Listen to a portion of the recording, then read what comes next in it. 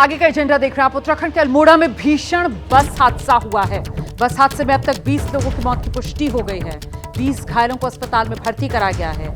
अल्मोड़ा में सवारियों से भरी ये बस थी जो खाई में जा गिरी। बस में कुल 45 लोग सवार बताए जा रहे थे। देखिए, वैसे तो 42 सीटर ये बस थी, लेकिन क्योंकि दिवाली के मौके पर लोग त्योहार मनाने के लिए घर गए हुए थे और ऐसे में आज छुट्टी खत्म होने की वजह से लोग वापस अपने काम पर लौट रहे थे। भरी हुई बस थी और अभी तक जो जानकारी मिल रही है 20 लोगों की मौत की पुष्टि हो गई है इस बस हादसे। इस वक्त बड़ी खबर उत्तराखंड से आ रही है, जहां अल्मोड़ा मारचूला के नजदीक एक यात्री बस खाई में जा गिरी। तो यह हादसा जो है वो अल्मोड़ा में मारचूला के नजदीक हुआ है।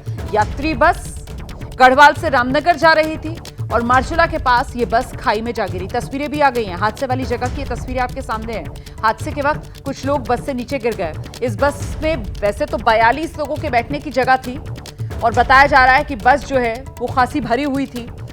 हादसे की जानकारी मिलते ही रेस्क्यू टीम और प्रशासनिक अधिकारी मौके के लिए रवाना हो गए हैं। काफी दुर्गम ये इलाका है और इसीलिए यहां पहुंचने में कुछ वक्त लग रहा है। फिलहाल जो स्थानीय पुलिस फोर्स है वो मौके पर पहुंची हुई है और आसपास रहने वाले लोगों की मदद से यहां पर शुरुआती राहत कार्य को अंजाम दिया जा रहा है। कुछ घायलों को यहां से निकालकर अस्पताल पहुंचा दिया गया है। सीधे आपको लेकर चलते हैं, हमारे साथ हमारे सहयोगी दानिश इस वक्त मौजूद हैं। जरा जानते हैं दानिश से कितना वक्त अभी लगेगा एसडीआरएफ की टीम को मौके पर पहुंचने में। दानिश, अपडेट क्या मिल रहा है?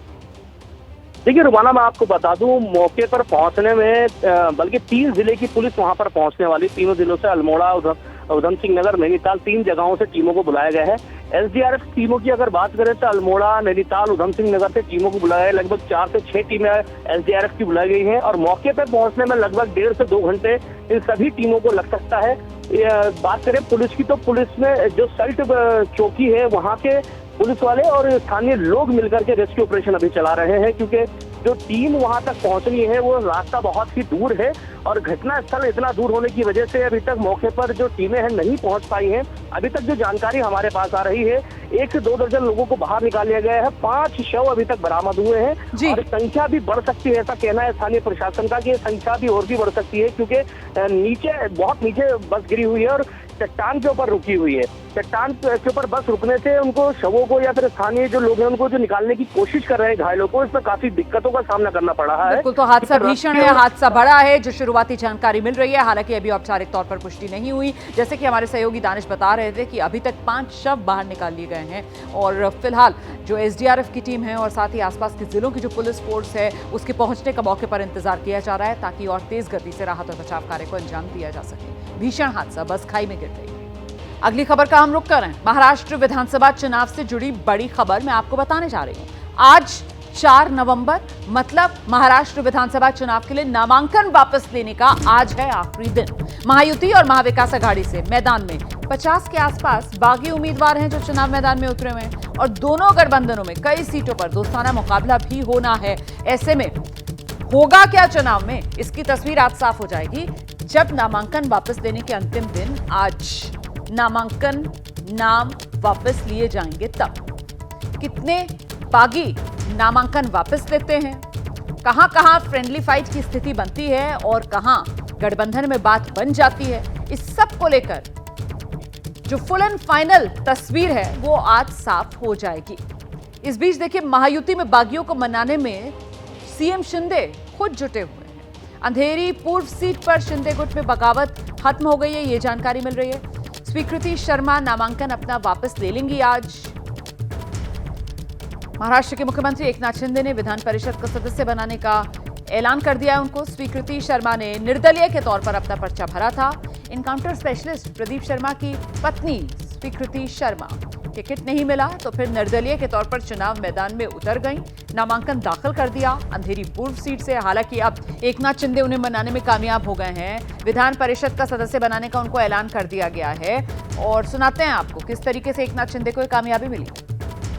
महिला बचत गटाच्या स्वीकृतीताईला मी सांगितलंय की मुर्जी पटेलला पहिला आमदार बनवतो, तुला पण आमदार बनवतो आणि या ठिकाणी मी सांगतो मुर्जी पटेल हा प्रचंड मतात कोणी ते निवडणूक लढवतो, कोणी डायरेक्ट होऊ शकतो, सगळं आपल्या हातात आहे आणि एकनाथ शिंदे दिलेला शब्द पाळणार आहे। एक बार जबान देने के बाद फिर मैं खुद की भी नहीं सुनता। Commitment is commitment.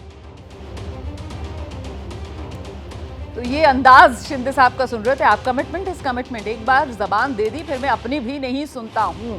हम सीधे आपको लेकर चलेंगे। हमारे साथ हमारे सहयोगी मृत्युंजय इस वक्त मौजूद है। महायुति में ये जो हलचल चल रही है, ऐसे में आज का दिन महत्वपूर्ण हो जाता है। अच्छा, नम्रता भी हमारे साथ जुड़ रही हैं। महाअघाड़ी में कितनी कामयाबी मिलेगी बागियों को मनाने की, इस पर आगे नम्रता से जवाब लेंगे, लेकिन पहले जरा मृत्युंजय से जानते हैं कि महायुति में कितने बागियों को मनाने की आज लग रहा है कि जो मशक्कत की जा रही है उसमें कामयाबी मिलने वाली है।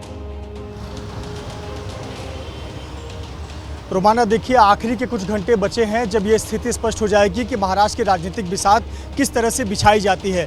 अगर हम बात करें नामांकन के बाद तो दोनों ही गठबंधन से 50 बागी खड़े हुए थे। सबसे ज़्यादा महायुति से 36 बागी खड़े हुए थे। उन 36 में भी 19 बागी सबसे ज़्यादा बीजेपी से खड़े हुए हैं, 16 शिवसेना से खड़े हुए हैं और 1 अजीत पवार गुट से बागी खड़े हुए हैं। ऐसे पर इन्हें मनाने की जिम्मेदारी पार्टी के बड़े नेताओं की थी। जिस प्रकार से आपने अभी मुख्यमंत्री एकनाथ शिंदे का बयान सुना है, कल उन्होंने अंधेरी ईस्ट में प्रचार दौरान ये बात कही कि उनकी जो जुबान है, जुबान देने के बाद वो खुद पीछे नहीं हटते। इसका मतलब है कि कहीं न कहीं खुद बड़े नेता अपने नेताओं को, उम्मीदवारों को, बागियों को मनाने की कोशिश कर रहे हैं। और ये अंधेरी से तो उन्होंने आश्वासन दे दिया सुकृति शर्मा को, जो कि इनकाउंटर स्पेशलिस्ट प्रदीप शर्मा की पत्नी है। लेकिन ऐसी बहुत सारी सीटें हैं जहां पर अभी भी बागी खड़े हैं, वहां पर हल निकलता नजर नहीं आ रहा है। कई बार तो आपने देखा कि खुद देवेंद्र फडणवीस कई बागियों को बुलाकर बातचीत कर रहे हैं। आप बात करें बोरीवली सीट की या फिर बात करें मुंबई की अन्य सीट की, इस प्रकार से बड़े नेताओं को जिम्मेदारी दी गई है। आपको बता दें कि सूत्रों के हवाले से जो जानकारी मिल रही है कि बहुत सारी सीटों पर यह कह दिया गया है कि बागी वापस लेंगे, लेकिन कुछ सीटों पर फ्रेंडली फाइट होने की भी आशंका है। उदाहरण के तौर पर जहां नवाब मलिक खड़े हैं, अगर नवाब मलिक शिवाजीनगर मानखुर्द सीट से वापस नहीं लेते हैं नाम, तो उनकी बेटी सना मलिक के सामने भी शिवसेना का उम्मीदवार खड़ा होगा और वहां भी फ्रेंडली फाइट होगी। इसके अलावा डिंडोरी और देवलाली की 2 सीटें हैं जहां अजीत पवार गुट और शिवसेना गुट आमने सामने उम्मीदवार खड़ा है, वहां भी फ्रेंडली फाइट को नकारा नहीं जा सकता। तो ऐसे पर कुछ घंटे और हैं जिसके बाद स्पष्ट हो पाएगा कि कौन कितनों को बागियों को मनाया जा सका और कहां पर फ्रेंडली फाइट होगी। और बांद्रा ईस्ट जिशान सिद्दीकी वाली सीट, देखिए जिशान सिद्दीकी वाली सीट पर कोई खास विवाद नहीं है। वहां पर अजीत पवार के गुट के उम्मीदवार हैं जिशान सिद्दीकी और सामने वरुण सरदेसाई जो कि शिवसेना यूबीटी के उम्मीदवार हैं। इन दोनों के बीच ही मुख्य मुकाबला देखने को मिलेगा। कुछ निर्दलीय जरूर खड़े हुए हैं, हालांकि वो पार्टी के कोई बहुत बड़े नेता स्तर के नहीं है, कार्यकर्ता जरूर खड़े हुए हैं, लेकिन मुकाबला इन दोनों के बीच ही होगा। जी नम्रता का आप रुक कर लेते हैं और जरा जानते हैं नम्रता से, महाविकास आघाड़ी वहां पर किसने कमान संभाली हुई है बागियों को मनाने की? सबसे ज्यादा बागियों से परेशानी कांग्रेस ही झेल रही है।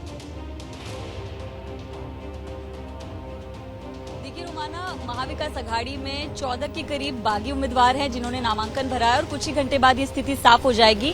कांग्रेस के नेता लगातार सामने आकर खुलकर कह रहे हैं कि महाविकास आघाड़ी में किसी तरह का कोई फ्रेंडली फाइट नहीं होगा और वो अपने उम्मीदवारों को लगातार, जो बागी उम्मीदवार हैं उनको दबाव बना रहे हैं कि वो नाम वापस ले। कांग्रेस की अगर मैं बात करूं तो भाईखला सीट से मधु चौहान है, अंधेरी वेस्ट से जो है हैदर हैं और उसके साथ साथ सांगली से जयश्री पाटिल है। इन तीनों के नाम आज वापस लिए जा सकते हैं जिसकी जानकारी हमारे पास सामने आ रही है।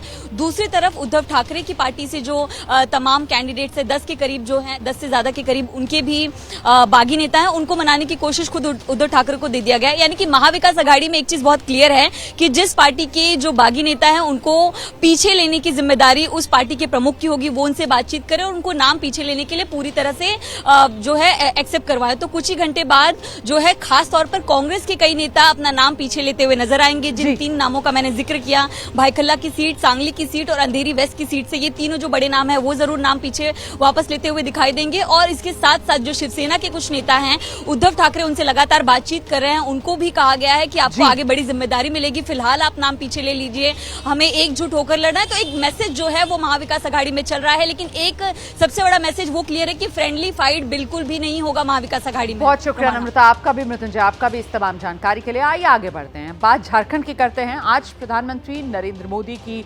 झारखंड में 2 चुनावी रैलियां हैं। गढ़वा में सुबह 11:30 बजे प्रधानमंत्री नरेंद्र मोदी की सभा है और इसके बाद फिर दोपहर 3 बजे प्रधानमंत्री नरेंद्र मोदी चाईबासा में चुनावी रैली को संबोधित करेंगे। तो झारखंड में प्रधानमंत्री नरेंद्र मोदी की आज 2 चुनावी रैलियां, पहली गढ़वा में 11:30 बजे और फिर दोपहर 3 बजे चाईबासा में चुनावी रैली को प्रधानमंत्री नरेंद्र मोदी संबोधित करेंगे। और प्रधानमंत्री नरेंद्र मोदी ने अपने झारखंड दौरे से पहले सोशल मीडिया पर पोस्ट भी किया है। अपने इस एक्स पर किए पोस्ट में प्रधानमंत्री नरेंद्र मोदी ने लिखा है, झारखंड की जनता जनार्दन ने विधानसभा चुनाव में भाजपा की विजय का शंखनाद कर दिया है। लोकतंत्र के उत्सव में जोश और उत्साह से भरे इसी माहौल के बीच आज सुबह करीब 11:30 बजे गढ़वा में, दोपहर बाद लगभग 3 बजे चाईबासा में अपने प्रियजनों से संवाद का सौभाग्य मिलेगा। तो खुद प्रधानमंत्री नरेंद्र मोदी की तरफ से इस बात की जानकारी दे दी गई है। झारखंड में प्रधानमंत्री नरेंद्र मोदी की आज 2 सभाएं। और इस बीच झारखंड में यूसीसी पर सियासी पलटवार तेज हो गया है। अमित शाह ने बयान दिया था और इसी बयान को लेकर हेमंत सोरेन की तरफ से पलटवार किया गया है। हेमंत सोरेन कह रहे हैं कि झारखंड में सिर्फ सीएनटी एसपीटी चलेगा।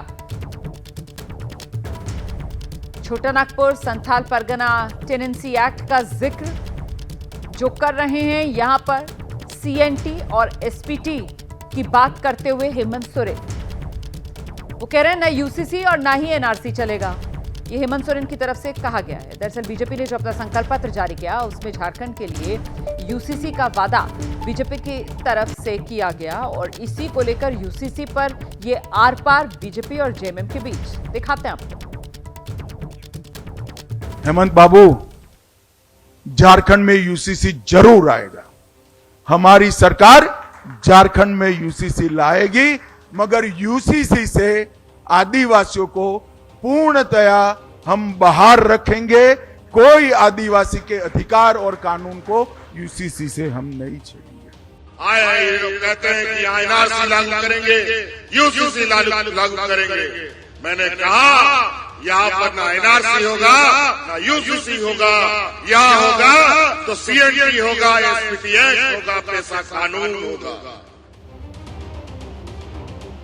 सीधे आपको लेकर चलेंगे। हमारे साथ हमारे सहयोगी नीरज पांडे इस वक्त मौजूद है। नीरज, झारखंड का संग्राम यूसीसी का नाम? बिल्कुल, देखिए यूसीसी को लेकर आर पार की लड़ाई शुरू हो गई है। झारखंड मुक्ति मोर्चा और भारतीय जनता पार्टी दोनों ने एक दूसरे पर कटाक्ष करना शुरू कर दिया। दरअसल जिस कानून का जिक्र कर रहे हैं हेमंत सोरेन, वो आदिवासियों के अधिकार को सुरक्षित करता है, लेकिन कल अमित शाह ने साफ कर दिया कि यदि उनकी सरकार आती है तो यूसीसी वो लेकर आएंगे और यूसीसी जब लाएंगे तो उस समय आदिवासियों को उससे बाहर रखा जाएगा। आदिवासियों के जो अधिकार हैं उनको संरक्षित रखा जाएगा, सुरक्षित रखा जाएगा। तो अब देखना यह है कि सरकार किसकी आती है। यदि सरकार भारतीय जनता पार्टी की आती है तो यूसीसी वो लेकर आएंगी, क्योंकि ऑलरेडी कई राज्यों में वो यूसीसी उनके प्रोसेस में है। उत्तराखंड में ऑलरेडी इंट्रोड्यूस हो चुका है और भारतीय जनता पार्टी की जितनी भी सरकारें हैं सबने लगभग कमिट किया है कि यूसीसी वो अपने राज्य में इम्प्लीमेंट करेंगे। तो अगर झारखंड में जो बहुत बड़े तमाम तबका और दूसरा है वो भी चाहता है कि यूसीसी आए, क्योंकि भारतीय जनता पार्टी का जो कोर एजेंडा है वो उन्होंने कल अपने मैनिफेस्टो में भी रखा है कि जो बाहरी लोग हैं, यानी कि बांग्लादेशी मुस्लिम हैं या रोहिंग्या हैं, उन लोगों से भी बहुत ज़्यादा वहाँ के एससी एसटी और वहाँ के राज्य का जो डेमोग्राफी है वो चेंज हो रही। तो यूसीसी आते ही उस पर लगाम लगेगी। तो भारतीय जनता पार्टी तो कमिटेड है कि यूसीसी वो लाएगी, लेकिन अब देखना है कि यूसीसी का रिएक्शन जनता में कितना होता है। क्या हेमंत सोरेन अपनी बात जो कह रहे हैं उस पर जनता उनका यकीन करती है या भारतीय जनता पार्टी का ये यूसीसी वाला कार्ड चलता है? बहुत शुक्रिया आपका नीरज पांडे तमाम जानकारी के लिए। देखिए, आईटीओ छठ घाट पर दिल्ली की मुख्यमंत्री आतिशी इस वक्त पहुंची हुई हैं। छठ घाट पर तैयारियों का जायजा लेने के लिए दिल्ली की मुख्यमंत्री आतिशी को आप देख रहे हैं, आईटीओ पर जो छठ घाट बन रहा है वहां पर पहुंची हुई हैं और क्या कह रही हैं इस मौके पर, सुनते हैं। केजरीवाल जी की आम आदमी पार्टी की सरकार बनी है, तब से जो सम्मान छठ के त्योहार को दिया गया है शायद इससे पहले कभी नहीं दिया गया था।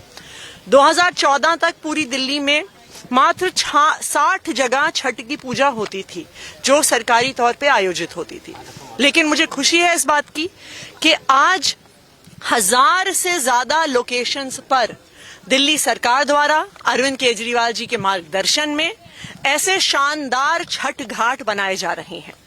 दिल्ली सरकार का पूरा तंत्र, चाहे जिला अधिकारी हो, चाहे इरिगेशन फ्लड कंट्रोल डिपार्टमेंट हो जो इन छठ घाट का निर्माण कर रहा है, चाहे दिल्ली जल बोर्ड हो जो जहां पे पानी का इंतजाम कर रहा है, पूरा इंतजाम दिल्ली सरकार द्वारा देखा जा रहा है और आज मैं यहाँ पे आई हूँ ITO पर, हाथीघाट पर, जो मुझे लगता है कि एक बहुत महत्वपूर्ण छठ घाटों में से एक है, जहाँ पे शायद लाखों लोग छठी मैया की पूजा के लिए आते हैं।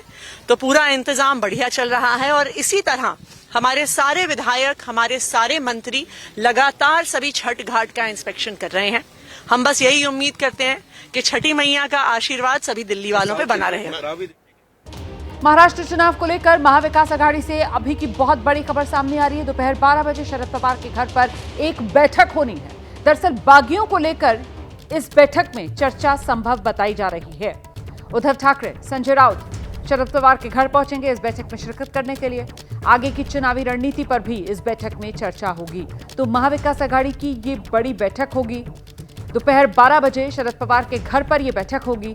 बागियों को लेकर भी इस बैठक में चर्चा संभव है और साथ ही उद्धव ठाकरे से लेकर संजय राउत तक इस बैठक में शामिल होंगे। आगे की चुनावी रणनीति को लेकर भी इस बैठक में चर्चा की जाएगी। आज नामांकन वापस लेने का आखिरी दिन महाराष्ट्र विधानसभा चुनाव 4 नवंबर का दिन है आज। और ऐसे में चाहे महाविकास आघाड़ी हो या फिर महायुति, दोनों ही गठबंधन आज इसी कोशिश में हैं कि जो उनके अपने खेल बिगाड़ने के लिए बतौर निर्दलीय चुनाव मैदान में उतरे हुए हैं बागी बनकर, उन्हें किसी तरीके से मना लिया जाए। और फिलहाल बागियों से ज्यादा परेशानी महायुति को है। 36 ऐसे उम्मीदवार हैं जो बागी हैं और महायुति की परेशानी बढ़ा सकते हैं। इनमें से कुछ को मनाने में कामयाबी भी महायुति को मिल रही है। एकनाथ शिंदे ने खुद बताया जा रहा है कमान संभाली हुई है। और अब बड़ी खबर ये कि शरद पवार के घर पर दोपहर 12 बजे महाविकास आघाड़ी की बैठक। सीधे आपको लेकर चलेंगे, हमारे साथ हमारे सहयोगी गणेश ठाकुर इस वक्त मौजूद हैं। जरा जानते हैं गणेश ठाकुर से, बागियों को लेकर एक तो बताया जा रहा है इस बैठक में चर्चा होगी और साथ ही आगे की चुनावी रणनीति पर भी क्या मंथन होगा। गणेश, क्या जानकारी मिल रही है इस बैठक के बारे में? जी बिल्कुल रमाना, देखिए आज 3 बजे तक बागियों ने भरे पर्चे या नामांकन उनको पीछे लेने की जो है डेडलाइन है और उम्मीदें जताई जा रही है कि जो 14 जगह जिन पर महाविकास आघाड़ी के बागी खड़े हैं उनमें से कुछ जगहें ऑलमोस्ट 10 से 12 जगह पर जो नामांकन भरे थे, जो प्रत्याशी उतरे थे वो वापस अपना नाम लेंगे। उस विषय पर चर्चा 12 बजे करने जा रहे हैं। उसके बाद कुछ 2-3 जगह हैं जहां पर विषय अभी भी फंसा हुआ है और इन्हीं जगहों पर बात करने के लिए उद्धव ठाकरे खुद संजय राउत के साथ शरद पवार से मिलने जा रहे हैं। लेकिन एक बात इसमें विशेष ये है कि इस बैठक से कांग्रेस को अलग रखा गया है। क्यों रखा गया है इसका कोई जवाब नहीं है। अब जब संजय राउत बता रहे थे तो उनका कहना ये है कि हम हमारी 2 पार्टियों के बीच में जो विषय चल रहा है कुछ 1-2 सीटों पर उसकी चर्चा करने जा रहे हैं। लेकिन कांग्रेस से सबसे ज्यादा बागी हैं या उनके सीटों पर बागी शिवसेना और पवार की तरफ से उतारे गए हैं। तो ये क्या चल रहा है ये अब तक स्पष्ट नहीं, लेकिन नामांकन का समय 3 बजे का है वापस लेने का, उसको लेकर चर्चा होगी। और आगे की रणनीति, सभाएं कैसी होंगी, राहुल गांधी मुंबई में आ रहे हैं और मोदी की सभाओं का भी ऐलान हो चुका है। तो इनके जो स्टार प्रचारक हैं वो कैंपेन कैसे करेंगे, कैसे होगा, ये सारी चर्चा भी आज होगी। लेकिन मुख्य तौर पर अब नामांकन जो बागी खड़े हैं उनको से लाने के लिए, उनको मनाने के लिए ही 12 बजे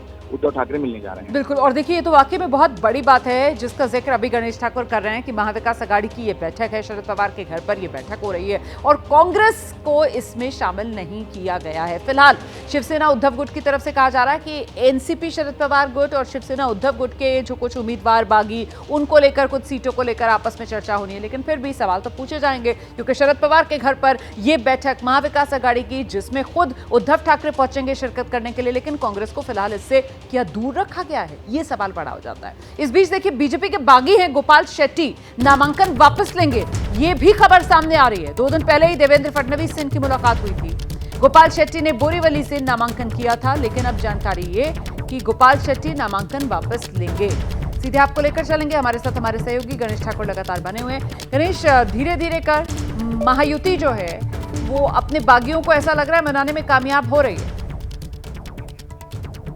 अच्छा, अभी गणेश ठाकुर हमारे साथ नहीं है, लेकिन देखिए इससे पहले स्वीकृति शर्मा वाली खबर हमने आपको बताई थी, कैसे एकनाथ शिंदे उनको मनाने में कामयाब हो गए। उनका नामांकन आज वापस हो जाएगा और अब इसी कड़ी में एक और उम्मीदवार जो निर्दलीय के तौर पर महायुति की मुश्किल बढ़ा रहे थे बोरीवली से, वो गोपाल शेट्टी थे, जिन्होंने बतौर निर्दलीय नामांकन दाखिल कर दिया था। लेकिन देवेंद्र फडणवीस ने इस मामले में उन्हें मनाया और कामयाबी मिली। बीजेपी के बागी गोपाल शेट्टी अपना नामांकन वापस लेंगे। 2 दिन पहले ही देवेंद्र फडणवीस ने उनसे मुलाकात की थी, उन्हें समझाया था और बात बन गई है, ये जानकारी मिल रही है। गोपाल शेट्टी ने बोरीवली से जो अपना नामांकन किया था, आज उसे वापस ले लेंगे। गणेश का रुख करते हैं। गणेश, यहां पर एक के बाद एक ऐसा लग रहा है जैसे महायुति को जो बागी हैं उन्हें मनाने में कामयाबी मिलती हुई नजर आ रही है। स्वीकृति के बाद अब ये गोपाल शेट्टी का नाम भी सामने आ गया और ये बड़े चेहरे गिने जा रहे थे जो परेशान कर सकते थे महायुति को। गणेश, बिल्कुल रोमाना, और अगर ये खड़े रहते तो भाजपा की जो पारंपरिक सीट थी बोरीवली, वो उनके हाथ से जाती। और इसी वजह से कल रात भर देवेंद्र फडणवीस गोपाल शेट्टी से मिले। गोपाल शेट्टी एक बड़ा चेहरा है महाराष्ट्र मुंबई का और सांसद हैं। इस बार पीयूष गोयल पे उन्हें अपनी सीट छोड़नी पड़ी थी और उन्हें ये बताया गया था, ऐसा कहते हैं कि आप ये पीयूष गोयल जी की सीट छोड़िए तो आपको हम सीट भी देंगे विधानसभा में और मंत्री भी बनाएंगे, लेकिन वो हुआ नहीं। संजय उपाध्याय को सीट दी गई तो नाराज थे, बाद में हंगामा हुआ और पिछले 2 से 3 दिनों तक ये बात चलती रही। कल रात देवेंद्र फडणवीस ने देर रात तक उनसे चर्चा की और अभी उनके पास पीयूष गोयल, विनोद तावड़े, किरीट सोमैया, ऐसे जब तमाम बड़े नेता सुबह से बैठे थे और आखिरकार उनको मनाने में कामयाबी मिली है। और ये बीजेपी के लिए राहत की बात है, क्योंकि अगर पारंपरिक गढ़ जो बीजेपी का है वो उनके हाथ चला जाता तो काफी जो है एक तरह से उनकी बिल्कुल किरकिरी होती है इस मामले में। बिल्कुल, बहुत शुक्रिया आपका गणेश ठाकुर इस तमाम जानकारी के लिए। और आइए जरा अब आगे बढ़ते हैं, महाराष्ट्र से निकलकर जरा उत्तर प्रदेश का रुख करते हैं, क्योंकि यूपी उपचुनाव के लिए भी बीजेपी पूरी ताकत झोंकती हुई नजर आ रही है। पश्चिमी उत्तर प्रदेश से चुनाव प्रचार की शुरुआत करेंगे योगी आदित्यनाथ इन 9 सीटों के लिए जहां पर उपचुनाव होना है। सभी 9 सीटों पर 3 दिन में 9 जनसभाएं करेंगे योगी आदित्यनाथ। 8, 9 और 11 नवंबर तारीखें बताई जा रही हैं मुख्यमंत्री योगी आदित्यनाथ की जनसभाओं की। और साथ ही आपको बता दें, डिप्टी सीएम ब्रजेश पाठक वो भी प्रचार में जुटेंगे। प्रभारी मंत्रियों को भी उपचुनाव वाली सीटों पर प्रवास के निर्देश दे दिए गए हैं। तो योगी आदित्यनाथ 3 दिन और सभी 9 सीटों पर प्रचार करेंगे। 8, 9 और 11 नवंबर तारीख सामने आ गई है। पश्चिमी उत्तर प्रदेश से प्रचार की शुरुआत योगी आदित्यनाथ करेंगे। उपचुनाव में योगी का ये धुआंधार प्रचार 8 नवंबर, जैसा कि मैंने बताया, पश्चिमी उत्तर प्रदेश मतलब जो गाजियाबाद, कुंदर की मीरपुर, वहां पर रैली करेंगे। इसके बाद 9 नवंबर सीसामाऊ, करहल, खैर वहां जनसभा करेंगे और आगे बढ़ते हुए 11 नवंबर को कटहरी, फूलपुर और मंझवा में योगी आदित्यनाथ की जनसभा होगी। प्रचार की कमान खुद योगी आदित्यनाथ ने संभाल ली है। कहने को उपचुनाव, लेकिन ताकत पार्टी ने पूरी झोंकी। और अब आगे बढ़ते हैं, अगली बड़ी खबर दिल्ली से आ रही है। छठ पर्व की तैयारियों को लेकर दिल्ली के मुख्यमंत्री आतिशी ने खुद जायजा लिया है। आईटीओ छठ घाट पर पहुंची दिल्ली के मुख्यमंत्री आतिशी और वहां जाकर उन्होंने तैयारियों का जायजा लिया। तस्वीरें भी हम आपको दिखा रहे हैं। हालांकि आप जानते हैं किस तरीके से लगातार छठ पूजा को लेकर सियासत गरमाई हुई है। आर पार आम आदमी पार्टी और बीजेपी में छिड़ा हुआ है। केजरीवाल सरकार में छठ पूजा को सम्मान मिला, ये आतिशी की तरफ से आज कहा गया जब वो आईटीओ पर पहुंची हैं। छठ के लिए जो घाट तैयार किए जा रहे हैं वहीं पर निरीक्षण करने के लिए उन्होंने कहा कि देखिए, दिल्ली में आम आदमी पार्टी की सरकार बनने से पहले सिर्फ 60 जगहें ही ऐसी थी जहां पर दिल्ली सरकार की देखरेख में छठ पर्व मनाया जाता था, घाट पर इंतजाम किए जाते थे। लेकिन अब आम आदमी पार्टी की सरकार में आते आते इनकी संख्या 1000 पर पहुंच गई है। सुनिए। छठ का त्योहार हमारे पूर्वांचली भाइयों और बहनों के लिए सबसे महत्वपूर्ण त्योहार होता है। जब से दिल्ली में 10 साल से अरविंद केजरीवाल जी की आम आदमी पार्टी की सरकार बनी है, तब से जो सम्मान छठ के त्योहार को दिया गया है शायद इससे पहले कभी नहीं दिया गया था। 2014 तक पूरी दिल्ली में मात्र 60 जगह छठ की पूजा होती थी जो सरकारी तौर पे आयोजित होती थी। लेकिन मुझे खुशी है इस बात की कि आज 1000 से ज़्यादा लोकेशंस पर दिल्ली सरकार द्वारा अरविंद केजरीवाल जी के मार्गदर्शन में ऐसे शानदार छठ घाट बनाए जा रहे हैं। तो छठ पर्व के लिए दिल्ली सरकार की तैयारियां अपनी जगह, लेकिन अफसोस इस बात का है कि छठ पर्व पर सियासत जमकर की जा रही है। दिल्ली में छठ पूजा पर सियासत थमने का नाम नहीं ले रही। दिल्ली के मंत्री हैं सौरभ भारद्वाज। विधानसभा क्षेत्र में सतपुला ग्राउंड में छठ घाट को लेकर आम आदमी पार्टी और बीजेपी एक दूसरे पर हमलावर हो गई है। दरअसल चिराग दिल्ली के शेख सराय इलाके में छठ पूजा की तैयारियों को लेकर 2 समितियां आमने सामने हैं और इसके बाद इस मुद्दे पर बीजेपी और आम आदमी पार्टी में घमासान छिड़ गया है। जन सेवा समिति, जिसे बीजेपी का समर्थन है, उसका दावा है घाट निर्माण के लिए उसके पास डीडीए की परमिशन है। वहीं आम आदमी पार्टी के समर्थन वाली छठ पूजा विकास सेवा समिति का कहना है पिछले 8 साल से वो इस ग्राउंड में छठ पूजा का आयोजन करा रहे हैं। रविवार को भी सतपुला ग्राउंड के बाहर जमकर हंगामा हुआ। सौरभ भारद्वाज अपने समर्थकों के साथ धरने पर बैठ गए और बीजेपी सांसद बांसुरी स्वराज पर लोगों को लड़वाने का आरोप लगा दिया। वहीं बांसुरी स्वराज अपने समर्थकों के साथ सतपुला ग्राउंड पहुंची, आम आदमी पार्टी पर गुंडागर्दी करने का आरोप लगा दिया।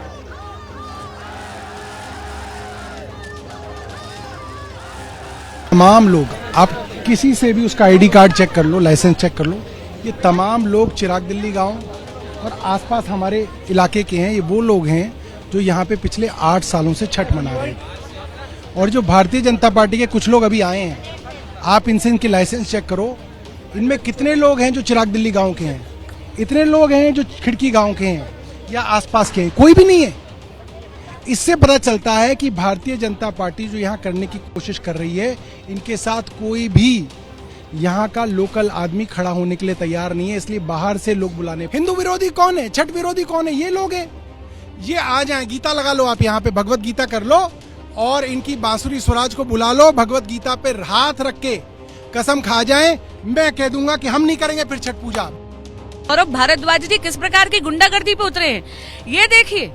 23 तारीख की पूरी ऑफिशियल 23 सितंबर 2024 की आप ये देखिए, प्रॉपर परमिशन है। अगर सौरभ भारद्वाज जी और आम आदमी पार्टी के लोगों ने परमिशन समय पे नहीं ली, इसमें समिति का क्या दोष। लेकिन मैं पूछना चाहती हूँ, ये कैसी गुंडागर्दी है कि सिटिंग मिनिस्टर आकर जेसीबी में से चाबी निकाल देते हैं, यहाँ पर समिति के सदस्यों के साथ बदतमीजी करते हैं, जो छठ मैया की बलि चढ़ाने पर तुले हुए हैं, हमारी माताओं और बहनों की आस्था के साथ खिलवाड़ कर रहे हैं, ये हम नहीं होने देंगे। और यहाँ पर आप देखिएगा, छठ का महापर्व बहुत धूमधाम से मनाया जाएगा।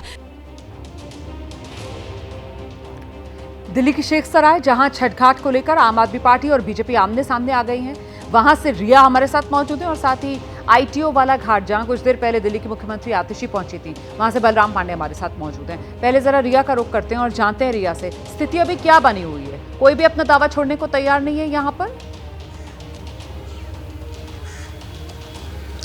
देखिए बिल्कुल रोमाना, ये जो पूरा मामला था, इसको लेकर आम आदमी पार्टी और बीजेपी आमने सामने थे और खासकर हमने देखा कि सांसद बांसुरी स्वराज और यहाँ से एमएलए सौरभ भारद्वाज उनके बीच एकदम कड़ी टक्कर कर रहा थी। और उसके बाद अभी देखिए यहाँ पर इस पूरे ग्राउंड की यहाँ बैरिकेडिंग कर दी गई है, क्योंकि यहाँ पर आसार थे कि जो लोग हैं वो उग्र ना हो जाए। बैरिकेडिंग है, यहाँ पर पुलिस फोर्स है, सीआरपीएफ भी साथ ही साथ मौजूद है। और ग्राउंड के अंदर की यदि आपको तस्वीरें दिखाएं, हालांकि हमें जाने नहीं दिया गया है, बाहर से ही दिखाने की कोशिश कर रहे हैं। अंदर जो काम है जन सेवा समिति की तरफ से, यहाँ पर जो काम है वो शुरू हो चुका है। तो अंदर देखिए आपको जो घाट की खुदाई का काम है वो भी शुरू हो गया और साथ ही साथ और भी जो तमाम इंतजाम है वो शुरू हो गए हैं। आज जो कुछ संभावना है वो भी आपको बता देते हैं। देखिए आम आदमी पार्टी, हो सकता है कि अभी भी जो छठ पूजा समिति के लोग हैं वो यहाँ पर कुछ देर में पहुंचे और यहाँ पर फिर से हंगामा होने के जो आसार हैं वो जरूर नजर आ रहे हैं, क्योंकि अभी जो काम है वो केवल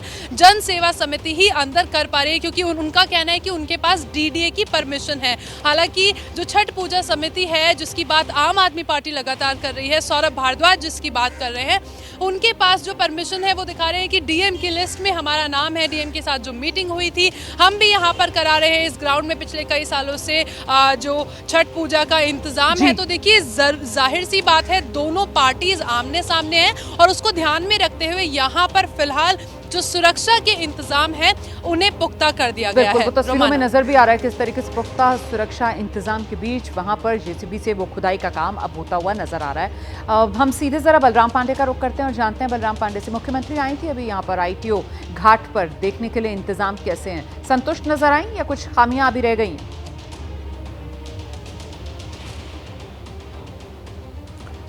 बिल्कुल, देखिए दिल्ली की मुख्यमंत्री आतिशी यहाँ पर पहुंची थी और उन्होंने तैयारियों का जायजा लिया और साथ ही ये भी कहा कि पूरे दिल्ली में 1000 से ज़्यादा घाट तैयार किए जा रहे हैं और हर घाटों का निरीक्षण वो खुद भी कर रही हैं, उनके नेता कर रहे हैं, उनके मंत्री कर रहे हैं, लेकिन जिस तरीके से छठ पर्व को लेकर के सियासत दिल्ली के अंदर हो रही है उसको लेकर के उन्होंने सवाल भी खड़े किए। हालांकि इस वक्त हम उसी कृत्रिम घाट पे मौजूद हैं जहां पर तैयारी की गई है इस बार छठ पर्व मनाने की, और आप देख सकते हैं कि यहां पर टेंट लगाया जा रहा है, जो छठ भक्त हैं उनको बैठने की व्यवस्था की जा रही है। ठीक सामने आप देख सकते हैं ये यमुना घाट है और यहीं पर पिछले एक दशक से कहा जाए तो जो छठ पर्व है वो मनाया जाता है, लेकिन जिस तरीके से यमुना दूषित है उसको लेकर के इस बार छठ पर्व मनाना बेहद मुश्किल है। इसीलिए आप देख सकते हैं ये कृत्रिम घाट है और यहाँ पर इस बार छठ पर्व को लेकर के तैयारी की गई है, साफ सफाई की गई है, यहाँ पर भक्तों के बैठने की व्यवस्था की गई है। और इसी तैयारियों का जायजा लेने के लिए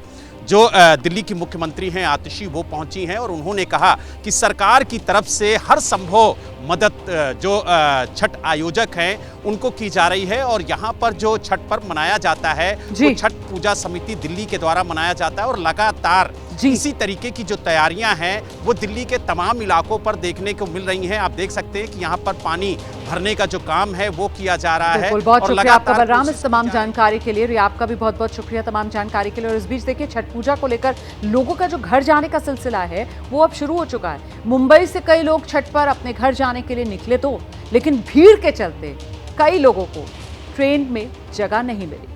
वहीं दिल्ली के आनंद विहार रेलवे स्टेशन की तस्वीरें भी आपके सामने हैं। बिहार के रहने वाले लोग छठ पर घर जाने के लिए बेताब हैं। यहाँ भी लोगों की बहुत भीड़ नजर आ रही है। हालांकि रेलवे की ओर से काफी इंतजाम किए गए, कई ट्रेन्स भी चलाई गई हैं, लेकिन बावजूद इसके रेल यात्रियों को दिक्कतों से दो चार होना पड़ रहा है।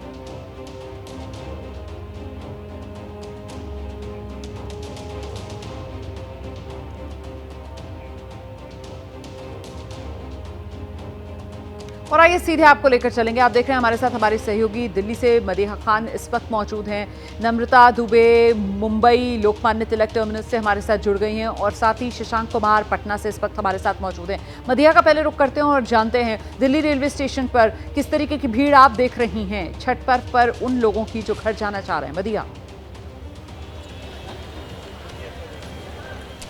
देखिए जाहिर सी बात है बड़ी संख्या में लोग ट्रैवल करते हैं, खासतौर से पूर्वांचल की तरफ घर जाने की लोगों के अंदर बेताबी भी है। जैसे आपने भी कहा भीड़ भाड़ देखी जा रही है, लेकिन नई दिल्ली का क्या हाल है वो कैमरा पैन करके दिखाना ज़रूरी है। देखिए बहुत ज़्यादा भीड़ है ये तो मैं नहीं कहूँगी, लेकिन हाँ भीड़ है। लेकिन यहाँ पर जो व्यवस्था और जिस तरह से भीड़ को मैनेज करने का काम फिलहाल कुछ दिनों से लगातार प्लानिंग के साथ किया जा रहा है सरकार की तरफ से, रेल मंत्रालय की तरफ से, उससे कहीं ना कहीं लोगों को सुविधा ज़रूर मिल रही है, भीड़ को कंट्रोल किया जा रहा है। और यही वजह है कि एक वक्त पर बहुत सारे लोगों का जो हुजूम है वो कंट्रोल में है, क्योंकि जाहिर सी बात है अलग अलग जो सेक्शंस हैं वो बनाए गए हैं। और देखिए जहां इस वक्त हम मौजूद हैं ये गेट नंबर 10 बनाया गया है, बड़े बैनर्स और होर्डिंग्स हैं। यहाँ पे जो टिकट चेक करते हैं वो है सिर्फ रिजर्वेशन जिन लोगों का है, जिन लोगों की बुकिंग है उनको यहाँ से जाने दिया जा रहा है। उसके अलावा बैठने का इंतजाम कई घंटे पहले लोग दूर से भी आते हैं यहाँ स्टेशन पर, उनके लिए बड़ा पंडाल लगाया गया है, व्यवस्था यहाँ पर है। लेकिन खासी व्यवस्था यहाँ पर करने की कोशिश की गई है ताकि कुछ राहत यात्रियों को मिल सके। नम्रता का रुख करते हैं मुंबई में रेलवे स्टेशन पर क्या है तैयारियां। आप तो प्लेटफॉर्म पर नजर आ रही हैं मुझे नम्रता। जी बिल्कुल, एलटीटी स्टेशन पर हूँ, पवन एक्सप्रेस यहाँ पर लगी है, लेकिन लोगों को ट्रेन के अंदर जाने के लिए जगह नहीं मिल पा रही है। मैं आपको गेट की तस्वीरें दिखाऊं, यहाँ पर एक दूसरे को लोग धक्का देकर अंदर जाने की कोशिश कर रहे हैं, कई लोगों को टिकट नहीं मिल पा रही है। आप स्थिति देखिए रोमाना, ऐसे एक सीट पर 5 जन बैठ कर जाएंगे। आप लोग ऐसे कितने घंटे ट्रेवल करेंगे? कम से कम 36 घंटा। आप लोग को टिकट मिला अंदर? आप लोग ऐसे कितने घंटे तक जाएंगे? 36 घंटा। नहीं। तो ये तस्वीर देखिए, यहाँ पर गेट पर भी कई लोग खड़े हैं और एज पर ट्रैवल करने की कोशिश कर रहे हैं और इनका कहना है कि लटक कर ऐसे ही जाएंगे। आप देखिए लोग अंदर जाने के लिए जगह नहीं ले पा रहे हैं। आप लोग लटक कर ऐसे यात्रा करेंगे? कितने घंटे जाएंगे ऐसे? इस पे खड़े होकर जाएंगे? पा रही, इतनी सफोकेशन है यहाँ पर, सांस लेने के लिए जगह नहीं हो पा रही, इतनी गर्मी है। और देखिए एज पर लोग खड़े हैं, इनका कहना है कि ऐसे 36 घंटे वो ट्रैवल करेंगे। अंदर क्यों नहीं जा रहे आप? सिर्फ हमसे 24 घंटा का 17 करेंगे। क्या करें, सरकार कोई सुविधा नहीं दे रहा है तो क्या करें। कोई ट्रेन नहीं है सर। आप लोग अंदर नहीं जा पाएंगे? नहीं जा पा रहे मैडम, कहाँ से जाएंगे हम लोग अंदर, इतना भीड़ है। तस्वीर देखिए, पवन एक्सप्रेस की तस्वीर है। यहाँ पर लोग अंदर जाने की कोशिश कर रहे हैं लेकिन जगह बिल्कुल नहीं है, एडजस्ट नहीं हो रहा है यहाँ से। कैसे जाएंगे आप लोग ऐसे खड़े खड़े? क्या करेंगे, है ही नहीं कोई साधन, तो क्या कर सकते हैं। रेलवे तो कह रहा है स्पेशल। इधर चल रहा है, देखिए कितने घंटे खड़े रहेंगे? 36 घंटा। पानी पंखा उनका चल रहा है? कुछ भी नहीं चल रहा है। तो देखिए यहाँ पर बिल्कुल ये इस तरह दुश्वारियां लोग हैं एज लोगों पर की। अब छठ का पर्व है और ऐसे में लोग उत्साहित रहते हैं घर जाने के लिए। हालांकि रेलवे की तरफ से अतिरिक्त ट्रेन्स जो चलाई गई हैं लेकिन वो भी नाकाफी साबित हो रही हैं। मैं जरा जल्दी से अब आपको पटना लेकर चलती हूँ। शशांक हमारे साथ मौजूद हैं क्योंकि सबकी मंजिल इस वक्त बिहार ही है। ये दिल्ली से, मुंबई से इतनी दुश्वारियां झेलते हुए वो लोग जो पटना पहुंच रहे हैं वो क्या बता रहे हैं, सफर कैसे कट रहा है उनका? शशांक, देखिए रेलवे की तरफ से कई स्पेशल ट्रेनें चलाई गई हैं लेकिन ट्रेन में सफ़र करने वालों की भीड़ रेलवे के अनुमान से कहीं ज़्यादा है। मैं पटना जंक्शन पे हूँ। कई ऐसे यात्री हैं जो छठ में विभिन्न जिलों में अपने घर जाना चाहते हैं लेकिन ट्रेनों की लेट लतीफ़ी से परेशान है। कहाँ जाना है आपको? हमें सर दरभंगा जाना है। दरभंगा जाना है। ट्रेन लेट है? जी जी लेट है। कितने देर से इंतजार कर रहे हैं? सर हम तो करीब 2 घंटे से इंतजार। 2 घंटे से इंतजार कर रहे हैं दरभंगा जाना। आपका क्या नाम है? सोहन कुमार यादव। आपको कहाँ जाना है? मधुबन डिस्ट्रिक्ट। आप कितनी देर से इंतजार कर रहे हैं? 2 घंटा से। 2 घंटे? 2 घंटा से। कब तक ट्रेन आएगी कुछ पता चला? कुछ अभी पता तो अपडेट दिखा रहा है जो 5-6 मिनट का, मतलब वहाँ सचिवालय का, लेकिन अभी तक तो कुछ पता नहीं, अभी तक तो आया नहीं। अच्छा देखिए और भी लोग हमारे साथ हैं, छठ में घर जा रहे हैं। जी। कहाँ जाना है आपको? हमको जाना है गोपालगंज। गोपालगंज जाना है। तो आपकी ट्रेन कितनी देर लेट है? 7 घंटा लेट है। 7 घंटे। और आप कितनी देर से यहाँ प्लेटफॉर्म पे? अभी 1 घंटा हुआ खड़ा हुआ। जी। 7 घंटे और इंतजार करना है? जी नहीं, अभी पता किए तो 12:10 में ट्रेन बताए हैं, देखिए कितना लेट होता है। और तो देखिए भीड़ काफी है, लोग पटना से अपने घर नहीं जा पा रहे हैं क्योंकि ट्रेनें काफी लेट है। माता जी आपको भी घर जाना है?